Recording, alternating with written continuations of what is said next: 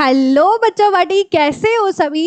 Welcome to test series. ठीक है, अब हम फिर से आ गए हैं टेस्ट सीरीज को लेके आपकी अकाउंटिंग के most important question according to your NTA basis. ठीक है, तो अब देखिए यहाँ पे हम क्वेश्चंस लगा रहे थे अकाउंटिंग का। ठीक, जैसे कि हमने 50 क्वेश्चंस लगा लिए, अब हम 51 से फिर से स्टार्ट करेंगे और ऐसे ही आपकी प्रैक्टिस कराते रहेंगे जब तक नहीं लगेगा कि नहीं आपको अच्छे से सब कुछ आ गया है। तब तक आप क्या कर सकते हो, डिमांड कर सकते हो और मोर क्वेश्चन का। और अगर फिर भी आपको लगता है कि नहीं नहीं तैयारी अच्छी नहीं हुई है, तो आप हमारे टेस्ट सीरीज को परचेज कर सकते हो। ठीक है, तो चलिए बिना टाइम वेस्ट किए स्टार्ट करते हैं अपने इस टेस्ट सीरीज को। ठीक है, चलिए।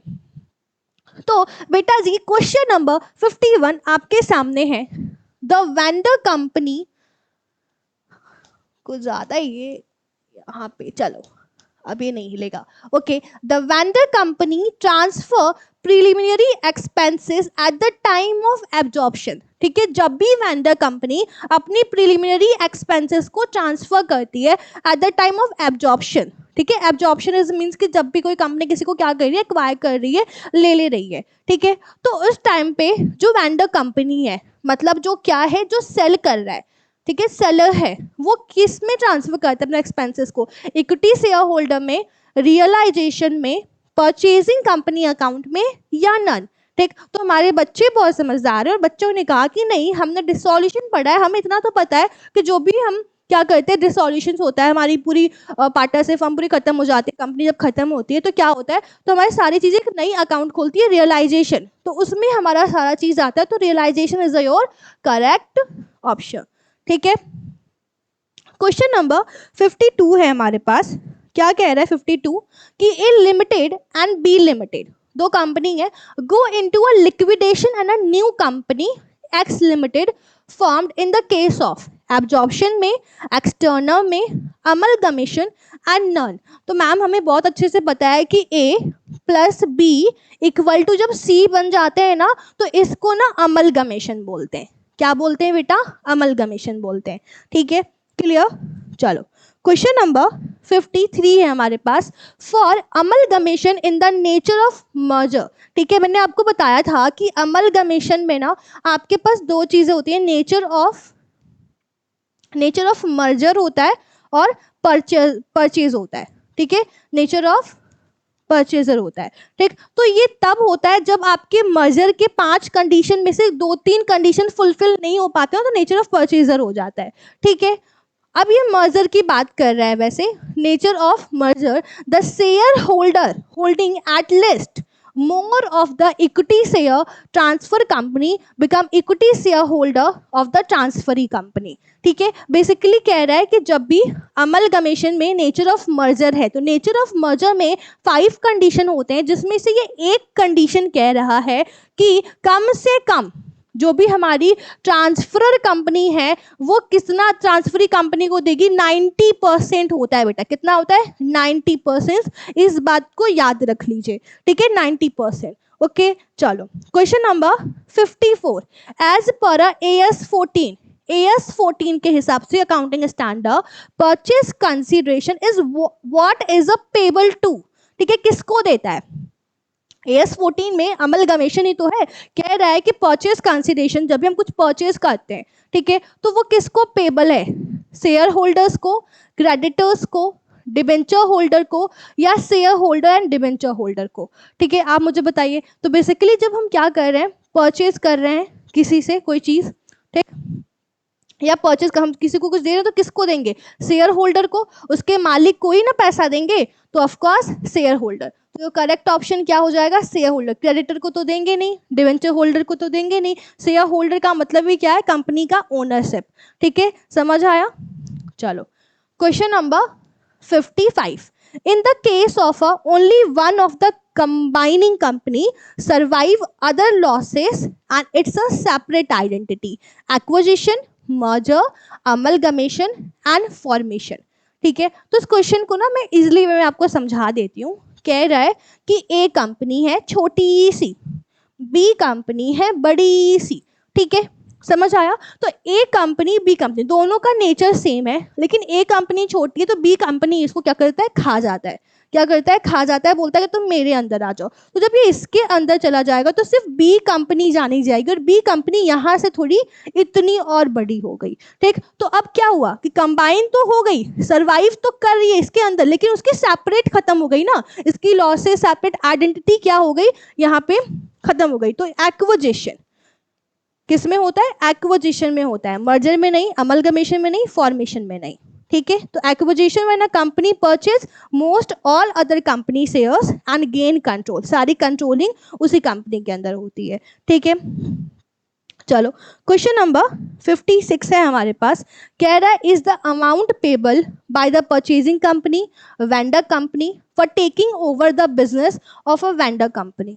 ठीक है, क्वेश्चन कह रहा है कि जो भी अमाउंट आप पेबल कर रहे हो, ठीक है, purchase company to the vendor company, ठीक है, जो भी पे करेगी परचेज कंपनी, ठीक, किसको, सेलिंग कंपनी को, टेकिंग ओवर करेगी वेंडर कंपनी, तो क्या, कौन सा, गुडविल, टोटल एसेट या परचेज कंसिडरेशन, इसको क्या कहेंगे, ऑफ कोर्स परचेज कंसिडरेशन कहेंगे। ठीक है, क्योंकि परचेज कंसिडरेशन अमाउंट ही तो पे करेगी, कौन, परचेज कंपनी, किसको, वेंडर कंपनी को, क्या, किस बदले, क्योंकि वेंडर कंपनी की सारी एसेट सारा का सारा कंपनी टेक ओवर कर रही है। समझ आया, चलो next question number 57, in external liquidation there is a one liquidation is a one of formation, merger, demerger या परचेज कंसिडरेशन। क्या होगा, तो कह रहा है कि जब भी एक्सटर्नल लिक्विडेशन होता है बारी से और एक वन लिक्विडेशन होता है तो क्या होता है, वन फॉर्मेशन होता है। ये अमलगमेशन का पार्ट है। ठीक है, क्या हो रहा है, अमलगमेशन में क्या हो रहा है, फॉर्मेशन ही तो हो रहा है, ए कंपनी बन गई, बी कंपनी, दोनों को मर्ज करके नई कंपनी की फॉर्मेशन हो गई। ठीक है, external liquidation and one liquidation called new is a formation. ठीक है, चलो question number 58, which of the following statement is a correct, कह रहा है कि बताओ इसमें से कौन सा करेक्ट है।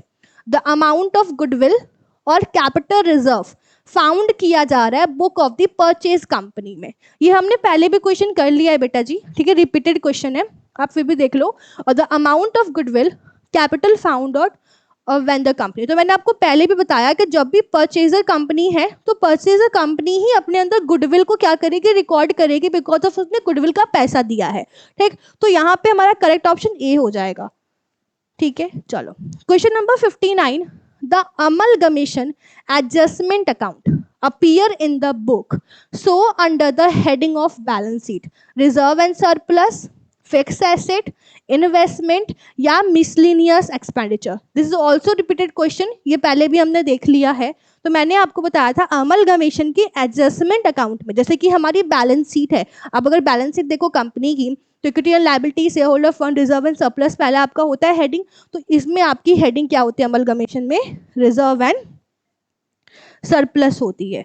ठीक है, नेक्स्ट है हमारे पास question number 60, the unique feature of absorption. तो एब्जॉर्प्शन का यूनिक फीचर आपको क्या होता है, one liquidation one formation, one liquidation no formation, no liquidation no formation. ठीक है, इसका करेक्ट ऑप्शन आपका क्या हो जाएगा, तो करेक्ट ऑप्शन आपका इसका होगा वन लिक्विडेशन नो फॉर्मेशन। ठीक है, क्या होगा, one liquidation no formation, because of मैंने आपको बताया था कि ए और बी कंपनी है, बी ने ए को खा लिया, ठीक, तो अब यहाँ पे कोई फॉर्मेशन नहीं हो रहा है, नई कंपनी कोई सी नहीं बन गई, जिसने खाया उसी का नाम है।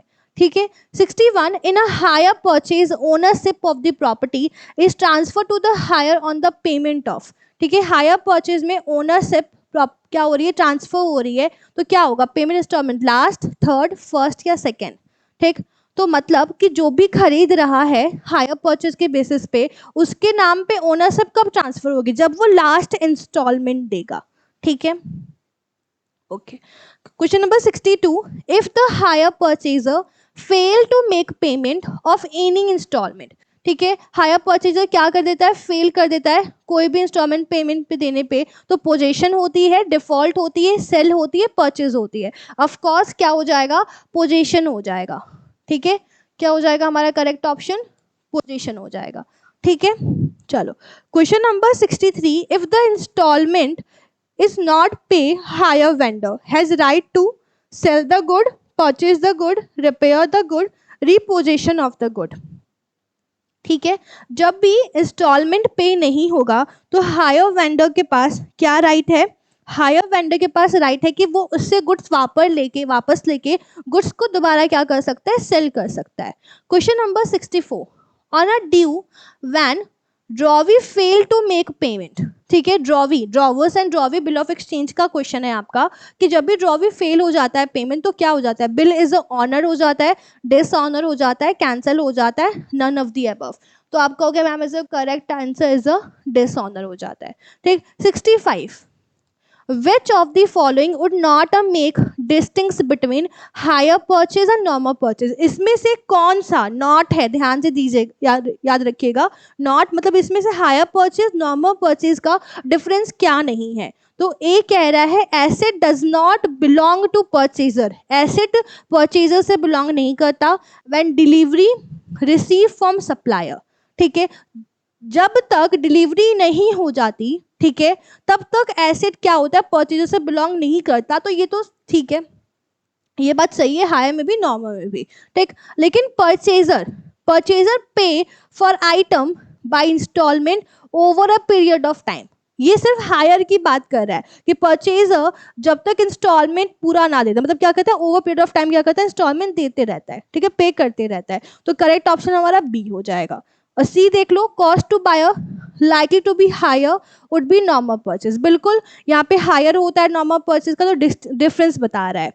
Trade discount can be offer, ठीक है, ये भी क्या कर रहा है, आपको बता रहा है डिफरेंस कि ट्रेड डिस्काउंट ऑफर इसमें क्या होता है, नहीं होता, ठीक है। Question number 66, is the letter of credit that allow the issue bank payment to beneficiary instalment unconfirm, revolving LC, back to back LC, deferred LC, anticipatory LC. तो मैम सबसे पहले हमें लेटर ऑफ क्रेडिट का मतलब बता दीजिए। इसका मतलब कि हमारे पास यहाँ पे दो लोग हैं, ठीक, एक हमारा इंडिया में रहता है, एक हमारा सपोज यूएस में रहता है। अब ये अगर गुड को क्या कर रहा है, वहां से सेल कर रहा है, और ये इस गुड्स को परचेज कर रहा है, तो क्या गारंटी है कि पहले ये अगर पैसा दे दे तो ये इसको गुड्स दे दे, या ये इसको गुड्स दे तो ये इसको क्या, ये इसको पैसा दे दे तो ये इसको गुड्स दे दे, ठीक है। दोनों में कोई गारंटी नहीं है कि सबसे पहले अगर कोई पैसा दे देगा तो गुड्स आएगा कि नहीं आएगा, ठीक, या गुड्स दे दे तो पैसा मिलेगा कि नहीं मिलेगा, ठीक है, exchanging.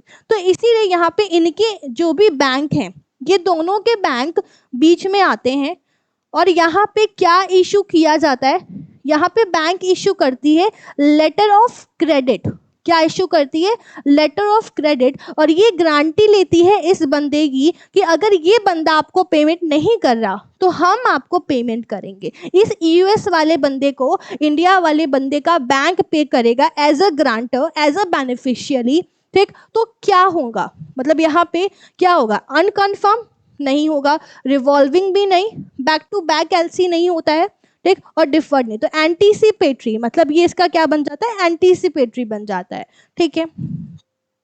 Question number 67, hire changes depreciation is calculated so in the books of hire vendee, hire purchase price पे, कैश प्राइस पे, हायर वेंडर, या नन ऑफ दीज पे, किस पे हमारा होता है यहाँ पे, तो यहाँ पे the cash price is the actual amount of money, cash price क्या है, एक्चुअल अमाउंट ऑफ मनी है, इसीलिए कैलकुलेट किस पे किया जाता है, कैश प्राइस पे। 68, what is a transfer to hire under hire purchase system, ठीक है, क्या ट्रांसफर हो जाता है, ownership of asset, position of asset, ownership and position, या नन ऑफ दीज, ठीक है। जब भी क्या होती है, हायर ट्रांसफर होती है एज हायर परचेज सिस्टम में, तो हमेशा एसेट पोजीशन होता है, ना कि ओनरशिप, ठीक है। तो ऑप्शन हमारा क्या हो जाएगा, 68 का बी हो जाएगा, ठीक है। चलिए 69, under the hire purchase system has a right to sell, ठीक, हायर परचेज सिस्टम किसको राइट है सेल करने के लिए, वेंडर हायर को, हायर वेंडर को, क्रेडिटर को, या डेटर को, ऑफ कोर्स सेलर को। तो करेक्ट ऑप्शन बी, ठीक है, जो गुड्स को क्या करता है, सेल करता है, डिलीवर करता है, जिसको सेल होती है, इंटेंशन होती है टू सेल।